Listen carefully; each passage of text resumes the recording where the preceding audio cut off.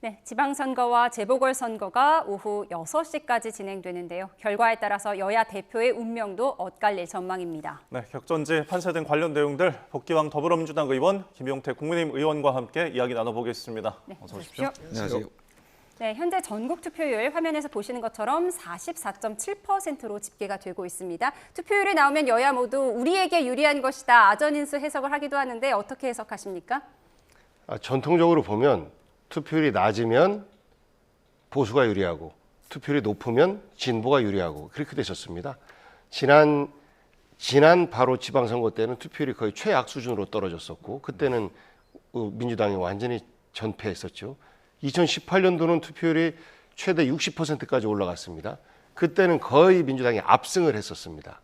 그리고 보통 55에서 57 요 사이쯤으로 형성됐었는데 55를 넘으면 민주당 승리가 더 많고 그 밑으로 떨어지면 민주당이 좀 적게 했고 이런 것들이라 투표율이 높아지는 것에 대해서 아무래도 저희는 민주당에게 좀 유리한 결과가 나오지 않을까 이렇게 기대할 수밖에 없어요. 저희 지역 같은 경우도 4년 전과 비교해서 현재 최소 5, 6% 이상 높게 나오는 투표를 좀 확인하면서 굉장히 큰 기대를 하고 있습니다. 알겠습니다.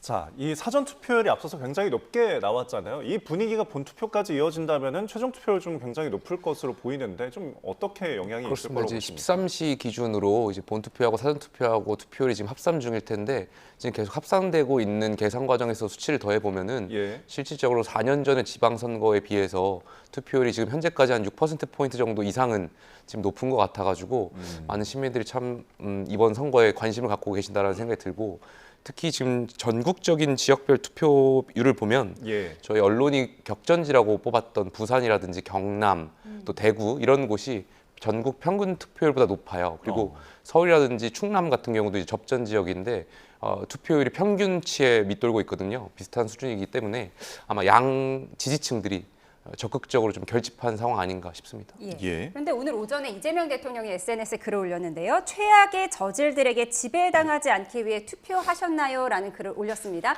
투표 독려하는 건 당연한데 이 최악의 저질들이라는 표현, 이 부분 때문에 좀 해석이 분분하거든요. 과거에 플라톤이 했던 말이다 이렇게들 하시는데 우리가 그렇습니다. 최선이 아니면 차선을, 최악이 아니면 차악을 선택해야 된다. 그러면서 투표를 꼭 해야 한다.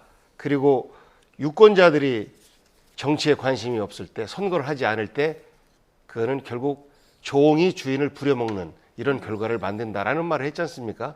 그것을 이런 극단적인 표현을 했던 과거의 고어를 빌어서 대통령께서 투표를 꼭 해야 한다라는 의미로 쓰신 것 같은데 이게 누구를 겨냥하는 거냐 이렇게 얘기하면 오히려 뜨끔하신 분들이 좀 이상한 거 아닐까요? 저희들 스스로도 제가 최선 아닐 것 같습니다. 하지만 차선이 되고자 노력합니다. 저는 최소한 최악은 아닙니다. 저를 선택해 주세요. 이렇게 표현들을 합니다. 오세훈 서울시장 후보가 이 글을 인용하면서 그래서 투표해야 합니다. 또 이런 글을 올렸거든요. 어찌되었든 대통령 말씀도 원론적인 말씀으로 이해는 됩니다만 솔직히 저는 개인적으로는 실망스럽습니다. 왜냐하면은 과거에 윤석열 전 대통령도 야당을 향해서 반국가 세력이라고 이제 낙인 찍으면서 사실상 합치라든지 국가 원수로서 국민을 통합해야 되는 의무를 잘 못하신 거 아니겠습니까? 대통령도 물론 언론적인 표현일 수는 있겠지만 선거라는 것은 상대가 있는 것이고 대통령도 결국 여당이시면 그리고 최악의 저질들이라는 것을 표현한 건 누굴 지칭하는 걸까를 생각해 보면 결과적으로 야당으로밖에 해석이 안 되는 거잖아요. 설사 대통령께서 속으로 그렇게 생각을 하신다고 하더라도 대한민국 대통령이라는 자리는 지금 진영 간 너무 대립이 심한 상황에서 국민 통합을 원하는 많은 시민들의 시대 정신이 있는데 대통령의 언어로서는 좀 부적절했던 거 아닌가 굉장히 실망스러웠습니다. 알겠습니다. 자, 저희가 이제 세부적으로 지역별로 좀 살펴보도록 하겠는데 좀 전통적인 보수 강세 지역에 이제 관심도가 높은 대구 지역을 좀 먼저 보겠습니다. 격전지로 좀 분류되는 모습이었는데 마지막 유세 후보들이 어떤 말을 했을지 들어보시죠. 정말 우리 대구가 너무나 힘들구나.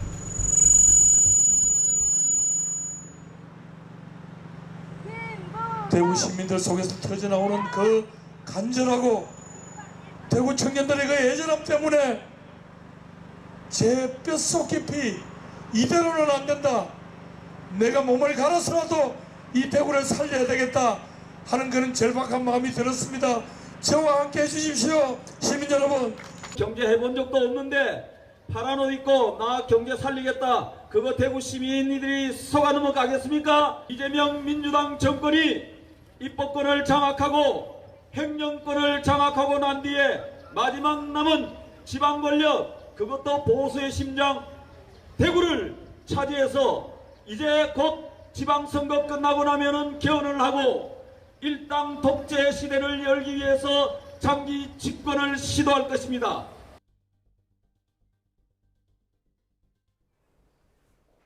네, 김부겸 후보와 추경호 후보의 호소를 보고 오셨습니다. 뭐 현장에서 마이크 하울링이 이렇게 들릴 정도로 눈물 호소하는 김부겸 후보였는데요.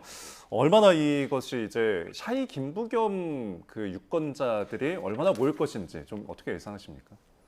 저는 20년 전에 충남에서 민주당의 씨앗이 없을 때 출마를 했었습니다. 예. 여론조사를 해보면 안 잡혀요. 그런데 막상 선거 결과를 보면 상당히 많은 분들이 지지를 해주시고 지금은 이제 그런 변화의 과정을 거쳐서 충남에서 민주당이 거의 주류 세력으로 그 자리를 잡고 있습니다. 마찬가지로 대구도 민주당 후보를 찍는다라는 말을 감히 겉으로 잘 드러내지 못합니다. 욕먹을까 봐서. 그런데 충남의 변화처럼 충청의 변화가 있었던 것처럼 좀 대구도 그러한 유권자들이 지금 드러내놓고 있지 않지만 투표로 표현을 할 가능성이 매우 높다 이렇게 생각을 하고요.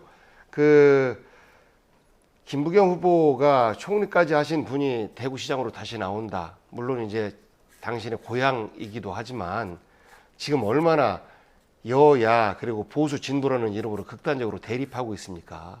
저는 김부겸 같은 정치 지도자가 대구에서 시장으로 선택이 된다면 대한민국 정치의 변화를 만들어낼 수 있을 것 같아요. 과거 박정희 대통령 시절에 대구가 대한민국의 정치의 중심이었다면 그 이후로는 계속 소외되어 왔다고 봐도 과언이 아닙니다. 박근혜 대통령 뭐 당선시켰지만 결국은 탄핵이라는 부끄러움만 남긴 것이죠. 그런데 김부겸이라는 지도자를 대구시장으로 뽑는다라고 하는 것은 대구 시민들이 또다시 대한민국의 변화를 앞장서서 만들어낸다라는 상징적 사건이라고 저는 생각해요. 그래서 저는 많은 투표를 통해서 김부겸 후보가 지금 박빙이다라고 일컬어지는 것만으로도 기적적인 일인데 이런 기적을 통해서 대한민국을 통합으로 갈 수 있는 길을 좀 만들어 주셨으면 좋겠습니다. 예, 말씀하시는 중에 이 시각 투표율이 사전 투표율까지 합산이 돼서요. 한번 살펴보도록 하겠습니다. 이 시각 전국 투표율 보여주시죠. 네, 46%로 집계되고 있습니다. 네, 전국투표율 46%로 나왔고요. 시도별 투표를 함께 보시죠. 가장 높은 지역이 이제 전북입니다. 사전 투표율이 합산이 됐는데요. 사전 투표율도 가장 높았기 때문에 최고로 52.2%가 나왔고요. 가장 낮은 지역은 경기도입니다. 44%의 투표율을 현재 보이고 있습니다. 네, 과거 선거들과 한번 비교해 보도록 하겠습니다. 지방선거 투표율은 보통 대선이나 총선보다 낮은 투표율을 기록하는데요. 2022년에 15%인 반에서 2026년 9회 지금 선거가 46%를 기록하고 있습니다. 같은 시간 기준입니다. 네, 이번엔 광역 시도별로 좀 보겠는데요. 전국 평균이 46%이고 지금 가장 지난 곳이 투표율이 높은 곳입니다. 전북이 52.2% 나타내고 있는데요. 강원도도 좀 짙은 색을 보이고 있습니다. 옅은 곳은 투표율이 낮은 곳입니다. 경기가 앞서 전해드린 것처럼 43% 보이고 있습니다. 네, 이번엔 투표율 집계 상황 보여드렸습니다. 이번 지방선거뿐만 아니라 이 보궐선거에서 가장 큰 주목을 받은 곳이 부산 북갑 선거잖아요. 국민의힘에서 바라보기에 좀 착잡했을 수도 있을 것 같습니다. 무소속 한동훈 후보와 국민의힘 박민식 후보의 대결이 있었고요. 또 민주당 하정우 후보가 있었습니다. 어떻게 전망하세요? 제가 지방선거 기간에 전국 유세를 많이 다녔는데 어느 지역을 가든지 그 현장에 나와 있는 유권자분들이 이 부산 북갑을 관심을 엄청 많이 두고 계셨던 걸 제가 느꼈고 그만큼 전국적으로도 굉장히 관심이 있었던 지역이라고 생각이 들고요. 다만 뭐 결과는 어떻게 나올지 모르겠습니다만 확실한 거는 이 지방선거와 국회의원 재보궐선거를 통칭해서 이 부산 북갑의 선거 결과가 결과적으로 민주당이나 국민의힘의 지도부에 대한 평가로 전 직결될 수 있는 구체적인 수치라고 생각합니다. 왜냐하면 하정우 후보 같은 경우에도 이재명 대통령의 수석이었잖아요. 그러니까 대통령의 측근으로서 이제 후보를 출마했던 거고, 뭐 박민식 후보라든지 한동훈 후보 같은 경우는 어찌되었던 보수 진영에서 계엄을 두고 과거에 이제 보수 진영 안에서 여러 가지 어떤 분열과 이런 것들이 있었는데, 어찌되었던 이 수치가 어떻게 나오느냐에 따라서 민주당의 정청래 대표라든지 또 장동혁 대표의 거치까지도 같이 고민해 볼 수 있는 이 선거이기 때문에 우리 시청자 여러분들께서 끝까지 지켜볼 필요가 있지 않나 생각합니다. 네. 그리고 재보궐 관심 지역 중에 또 한 것이 평택을이죠. 이곳이 이제 단일화가 되는지 좀 관심이었는데 결국은 다 무산이 되고 오자 구도가 형성이 됐습니다. 좀 어떻게 보시나요? 정말 전문가들도 예측할 수 없다. 한 표 차의 승부가 날 수도 있다. 이렇게 예측하고 있습니다. 그 민주당과 조국혁신당의 후보들이 단일화를 하지 못함으로 인해서 국민의힘의 유이동 후보가 어부지리 얻을 수도 있다. 이것도 뭐 사실 가능한 말이고, 그리고 민주당의 지지를 받고 있는 김영남 후보가 당선돼도 이상하지 않고, 전국적 뭐 스타성이 있는 조국 후보가 당선이 돼도 전혀 이상하지 않은 상황이 됐어요. 네. 다만 이제 민주당 입장에서는 평택을 사전에 제대로 정리하지 못하고 지금 이렇게 혼전을 겪게 만드는 것 자체에 대한 아쉬움을 지지자들이 많이 표현하고 있는 것 같은데, 이게 이제 선거가 한창이다 보니까 잘했다 잘못했다라기보다는 그래도 누가 되든지 간에 민주당이나 조국혁신당 후보가 됐으면 좋겠다라는 마음인데, 그 안에서 많이 소가리들 하고 있습니다. 네, 알겠습니다. 혼전을 겪고 있는 부산 북갑과 경기 평택 살펴봤는데요. 또 다른 혼전 지역이죠. 민주당 텃밭인 전북 지역. 이원택 전북지사 민주당 후보와 김관영 무소속 후보가 접전을 펼치고 있는데 마지막 유세 현장 어땠을까요? 들어보시죠. 정청래 당대표가 불공정했다. 당 지도부가 불공정했다. 말도 안 되는 이런 거짓말을 유포했죠. 이재명 대통령을 속이고 우리 전라북도 도민을 우롱한 김관영 무소속 후보, 이걸 용납할 수 있습니까? 상처받은 우리 도민들의 자존심 회복을 위한 선거, 잘못된 공천을 한 정청래 당대표에 대한 심판이고, 도민들께서 평가를 하시고 잘못된 것이다 결론을 내린 것이기 때문에 정청래 대표는 저희 사퇴해야 된다고 봅니다. 네, 내가 되면 정청래 대표는 사퇴해야 한다. 김관영 후보 계속 이렇게 주장을 하고 있습니다. 어떻게 예상하십니까? 글쎄, 저 지역 같은 경우에도 어찌되었던 뭐 무소속 후보가 되는 순간 정청래 대표도 분명한 타격이 있을 거라고 생각합니다. 저 상황에서 아마 스타벅스 사건이 있었잖아요.